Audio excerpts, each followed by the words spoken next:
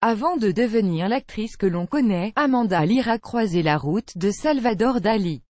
C'est dans un club huppé de la capitale qu'elle rencontre dans les années 1960 le peintre dont elle deviendra la muse. Leur relation, longtemps ambiguë, a fini par ne plus laisser de place au doute quand, en 2015, l'actrice a évoqué leur rapport.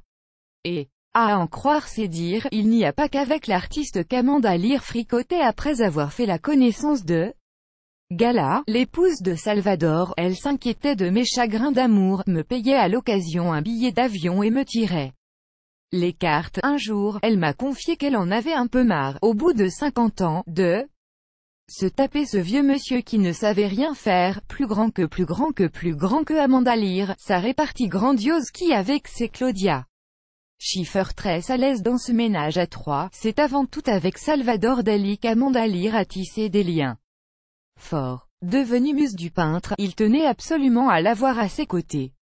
Mais le côté extravagant et caricatural de l'Espagnol a fini par agacer la jeune femme de l'époque. Il jouait un rôle en public, confie-t-elle au site belge 7 sur 7. Il commençait à rouler des yeux, à toucher ses moustaches, il disait des conneries, c'était un numéro détestable.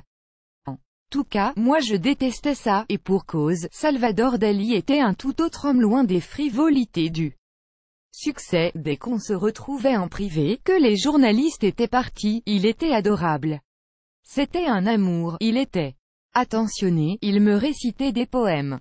C'était Dr Jekyll et Monsieur Hyde. Sick. Amanda Lear était à deux doigts de ne plus pouvoir le voir en peinture, plus grand que la réponse d'Amanda Lear à Régine qui dit l'avoir connu en garçon.